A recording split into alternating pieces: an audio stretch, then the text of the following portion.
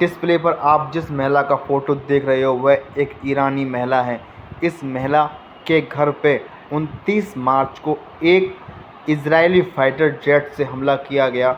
उस हमले में इनके घर में इनकी बेटी जो इनके साथ थी ये बाहर गिर गई और बेटी उस घर में मलबे के अंदर दब गई। इनका रो रो के हाल बुरा है। इनका कहना है कि मेरी बेटी को अंधेरे से बहुत डर लगता था।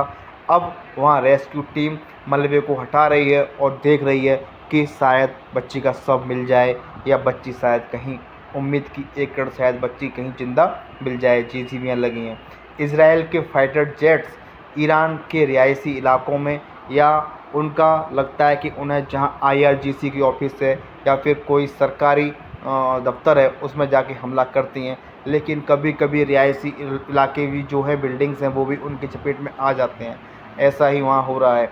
डिस्प्ले पर आप जिन शख्स को देख रहे हो उनका कहना है कि वह अपने घर में नाश्ता बना रहे थे सुबह, तभी घर के बगल वाली बिल्डिंग में एक धमाका हुआ और उनकी बिल्डिंग पूरी हिल गई। उनके ऊपर मलबा गिरा और वो कान से, नाक से, आँख से सब जगह से खून बह रहा था। जब भी एक फाइटर जेट्स ने आके ऐसा हमला किया कि वो काफ़ी घायल हो गए और उनके सामने वाली बिल्डिंग में 40 लोग, जिस बिल्डिंग को आप डिस्प्ले पर देख पा रहे हो, वो 40 लोग उस बिल्डिंग में थे। वो 40 लोग भी वहीं की वहीं ऑन द स्पॉट एक्सपायर हो गए, यानी कि मारे गए।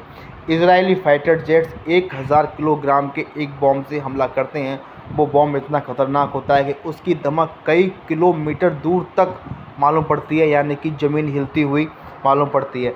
कई जिंदा बम ज़मीन पर गिरते हैं और लोग उनको देख पा रहे हैं कि शायद वो ऊपर से आके गिरते हैं और वह फटे नहीं हैं। वो लोग फ़ोटो खींच रहे हैं।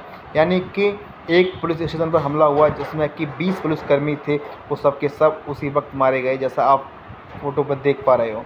इस शख्स ने बताया कि मैं अब यहाँ खड़ा हुआ था, सुबह नाश्ते के लिए आया था, जब भी एक बम आके गिरा और बाज़ार में यहाँ तकरीबन 20-25 लोग जो घूम रहे थे उसी वक्त गिर गए और एक महिला और एक पति सुबह नाश्ते के लिए आए थे। वहीं पति उसका मर गया और पत्नी काफ़ी उसे घायल हो गई। डोनाल्ड ट्रंप ने कहा है कि हम सीज़ फायर के लिए तैयार हैं, हम बातचीत के लिए तैयार हैं। वहीं ईरान जो इससे बात करने के लिए बिल्कुल साफ मना कर रहा है।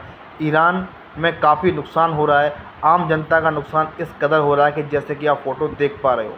ये एकदम सच्ची खबर है, एक ट्रू खबर है, कोई नैरेटिव नहीं है, कोई AI जनरेटेड इमेजेस नहीं है। ये सच की खबर है।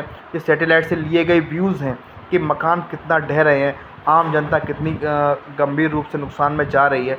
अब तक जो सरकारी आंकड़े हैं, जो गवर्नमेंट के आंकड़े हैं, वो बताते हैं कि अब तक 2000 से लेकर 2200 लोगों के 2200 लोग मर जाने की पुष्टि करते हैं। दोस्तों, अब क्या सच में इतने ही लोग मरे हैं या कुछ ज़्यादा लोग मरे हैं, ये तो हम नहीं कह सकते क्योंकि हमने वहाँ जाके नहीं देखा है। लेकिन लोगों का मानना ये है कि इससे भी ज़्यादा लोगों की डेथ हुई है, क्योंकि जिस तरह के फ़ोटो इमेजेस आ रहे हैं। पब्लिक का कहना है कि हमारे क्षेत्र का इंटरनेट बंद कर दिया गया है, जिससे कि हम कोई भी इन्फॉर्मेशन कहीं पर कोई शेयर ना कर पाएँ। यहाँ का नेट सारा बंद है। ईरान में ईरान की सरकार जो है, वहाँ के सब जो हेड हैं वो इस समय ख़त्म हो चुके हैं। बाकी सारे काम अंडरग्राउंड तरीके से हो रहे हैं। दोस्तों, आपको ये खबर कैसी लगी हमें बताइए कमेंट